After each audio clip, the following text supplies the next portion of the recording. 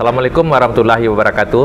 Saya Aulia Rifai dari PT Patrako, Pariaman Traktor Company. Hari ini saya lebih dari 10 tahun tidak ke sini, mentor saya ini. Beliau mentor saya, namanya Ibu Ira. Jadi beliaulah memperkenalkan bagaimana kita mengelola manusia. Itu lebih kurang 10 tahun yang lalu lah rasanya. Udah 10 tahun beliau tidak ke sini, walaupun di satu kota kita. Mungkin karena kesibukan. Dari Bu Ira ini saya belajar bagaimana mengelola manusia, bagaimana karakter manusia. Jadi kata beliau, jangankan kita mengelola anak kita sendiri, kadang-kadang keteter juga kita. Akhirnya kita punya prinsip, jangan tumpangkan pikiran orang di pikiran kita. Kita hidup dengan alam kita saja. Nah, jadi alhamdulillah luar biasa pertumbuhan Patrako setelah 10 tahun ini, karena kalau tidak diinjeksi lah otak saya sama beliau, mungkin saya masih dalam gua juga baru. Gitu. Kira-kira begitu. Silakan Bu Ira. Iya. Terima kasih Aulia, Pak Aulia. Ini adalah sahabat saya. Kita satu SMP, satu SMA, dan kuliah masih di kota yang sama.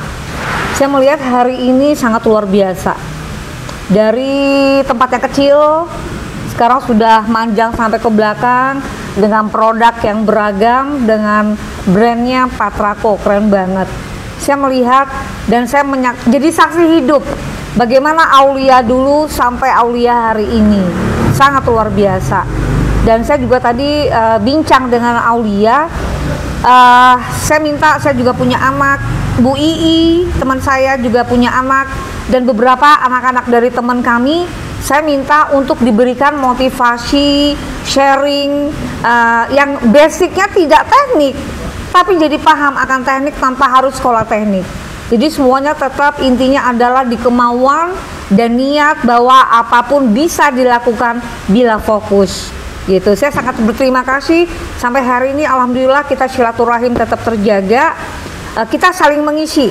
Dalam arti kata bukan saya mentornya Aulia, bukan, tapi kebetulan saya duluan sengsaranya dulu. Jadi saya learning by doing.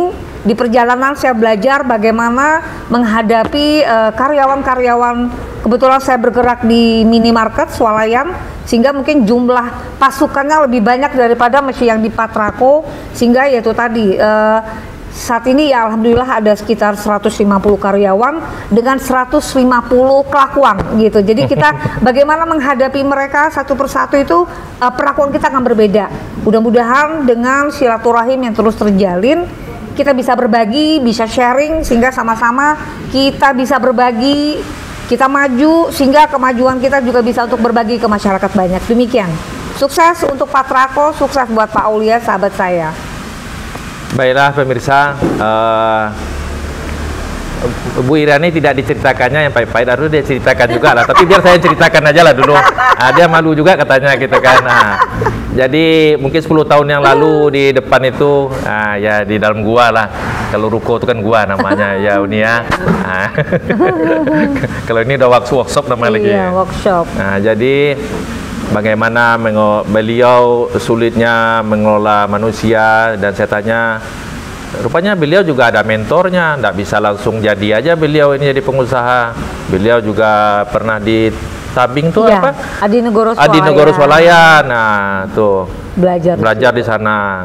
Ya termasuk akhirnya kita pun juga cari juga mentor, ya mentor alat berat gitu kan. Gitu bidang saya gitu. Jadi beliau lah untuk teman berpikir. Teman berpikir kalau ini bagaimana ya. Yang paling sulit sebetulnya bukanlah masalah finansial. Betul. Finansial mungkin nomor berapa lah. Jadi kalau kita syarat jadi pengusaha, disiplin, jujur, itu penting. Jadi kalau memang kita belum bisa bayar janji, 1 hari sebelumnya kabari. Betul. Kita kasih tahu vendor saya. Nah, kalau seperti saya, Pak, barangnya lagi di bea cukai karena jalur merah, Bapak bisa tunggu nggak 10 hari lagi kan? Nah, ini bukti suratnya. Kita jangan diam gitu. Nah, termasuk dalam pengelolaan uang kita disiplin gitu. Jadi dari beliau lah sebetulnya saya banyak belajar cara mengelola manusia. Karena sebelumnya kalau saya kan adalah di namanya toko rezeki di Blok A. Toko rezeki ya. Toko rezeki. Saya rajin menyapa orang. Kadang-kadang bu guru pulang sekolah saya sapa juga. Sampai ditegur, kamu nggak sekolah katanya gitu. Jadi terkadang juga kemana saya pergi dari dulu, mungkin Bu Ii juga sebagai saksi, saya suka bercerita ke teman-teman. Mereka suka bertanya bagaimana caranya bikin anak itu, seorang anak itu cinta akan dagang, cinta akan toko gitulah contohnya dulu. Akhirnya saya selalu membawa Pak Aulia ini ceritanya tuh kemana-mana. Saya punya teman loh, gimana dia sekarang sukses. Dulunya itu wajib dari orang tuanya buka toko, tutup toko harus yang bersangkutan. Jadi mau nggak mau ya seorang anak itu akan menginjakkan kaki ke tempat usaha orang tua yang harapannya akan diteruskan.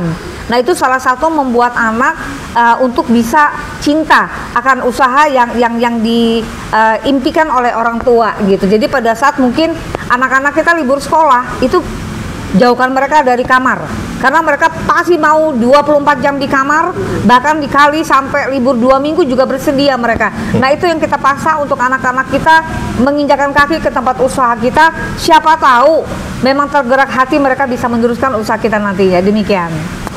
Jadi demikian pemirsa, mungkin ada dari Bu Ii bagaimana ada, ya kunjungan pertama Bu Ii dengan anak-anak ini ya. Beri ini ya. Ya, mungkin ini surprise juga ya, sama saya diajak Ibu Ira berkunjung ke Bapak Aulia dengan usaha beliau luar biasa.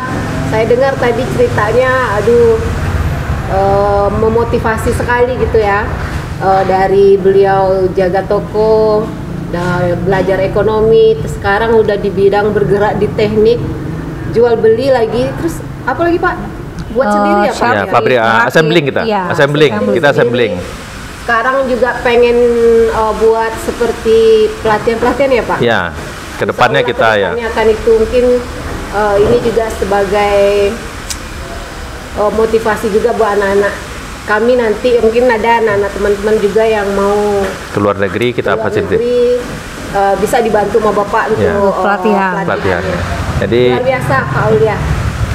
Jadi kita siap membantu anak-anak dari kawan sahabat kita jika ingin bekerja ke luar negeri. Nanti kita training, silakan cara bawa ekskavator, cara bawa kren, cara bawa alat berat.